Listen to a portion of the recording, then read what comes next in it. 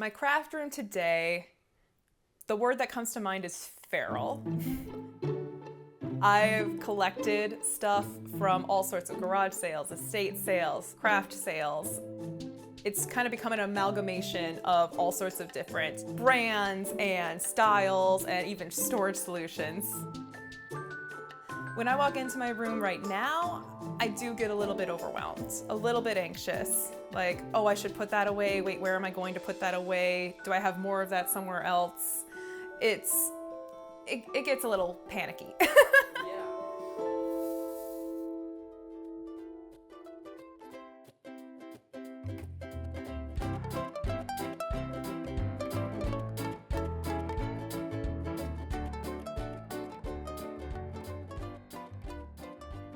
Hi, my name is Danielle DeBoer.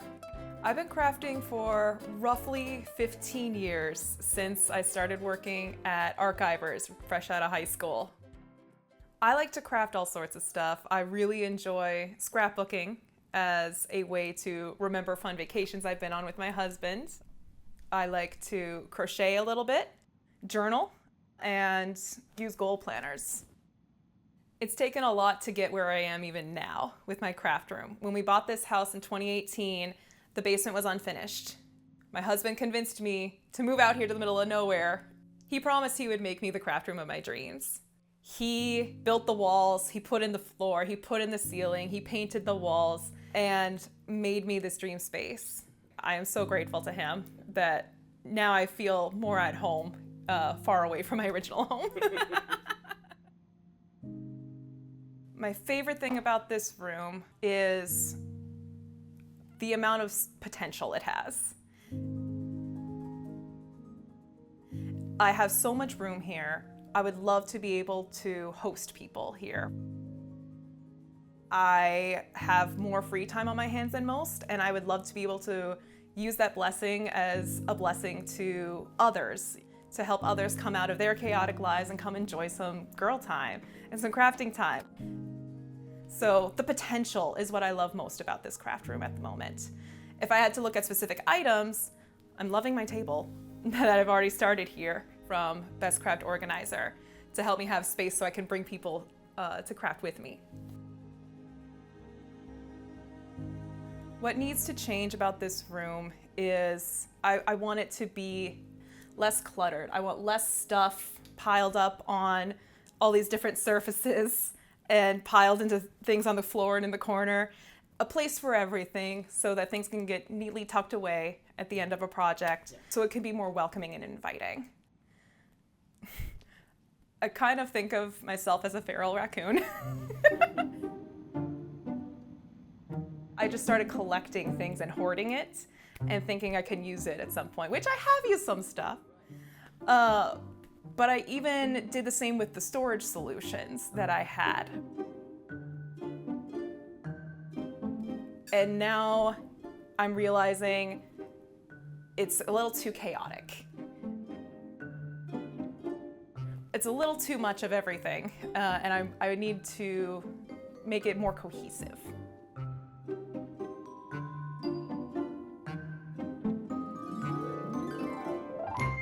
The plan to turn this craft room into my crafting paradise is to collaborate with Best Craft Organizer.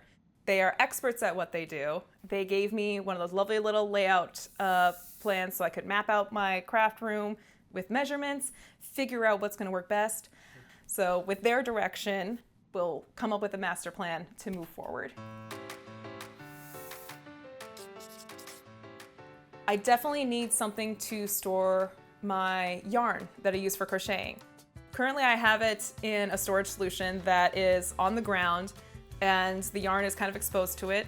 My robot vacuum cleaner, Jarvis, has gotten himself tangled in my yarn before. I need to get that off the ground. I have a station where I journal and use my computer, and it is very cluttered. I want to have a clean desktop space for that as well. As a scrapbooker, paper is probably my biggest addiction.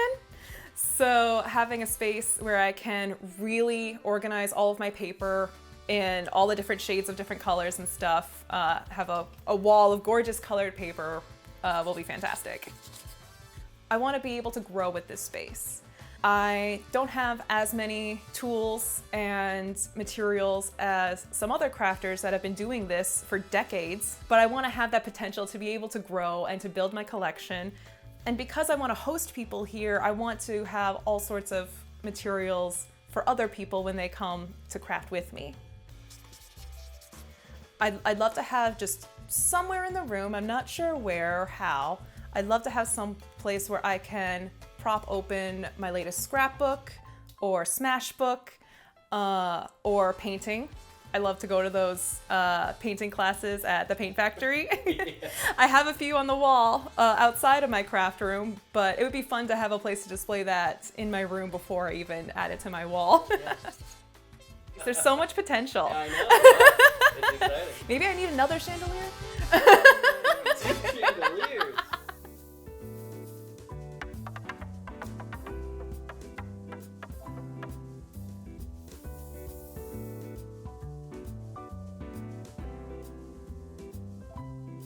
Step 1 was getting everything out of the room so I could start fresh. A little bit of cleaning, a little bit of touch-ups, a little bit of repainting. Then you have a blank canvas to work with. So then step 2 was to fill that canvas with your initial shapes.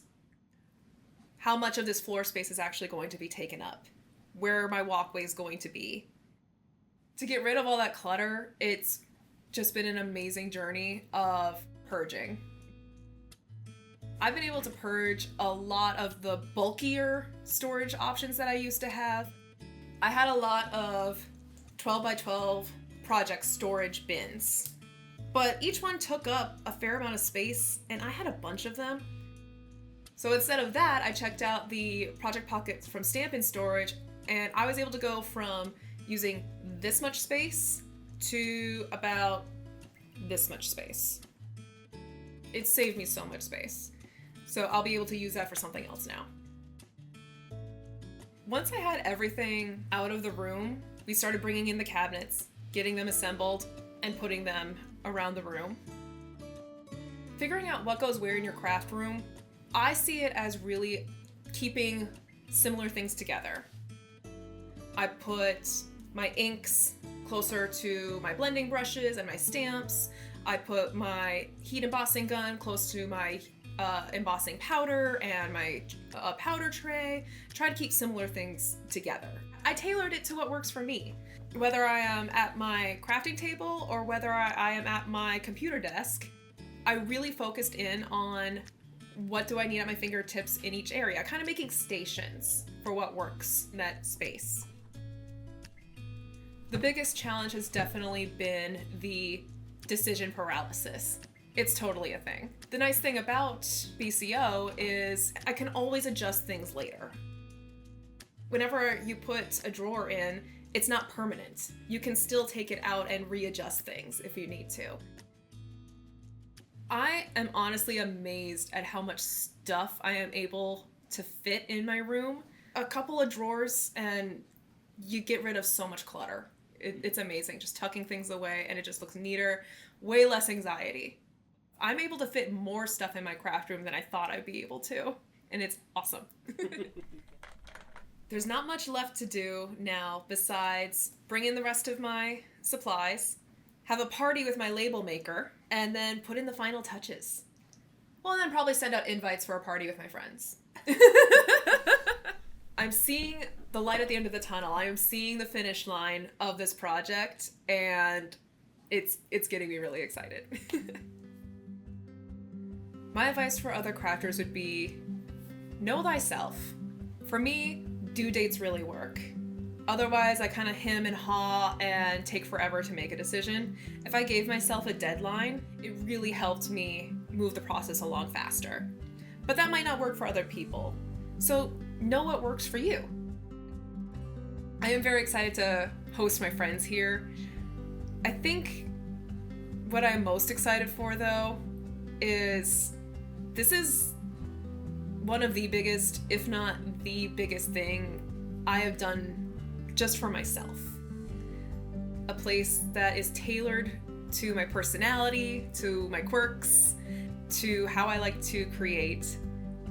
I think a lot of people, including myself, find it hard to do things that are so focused on themselves.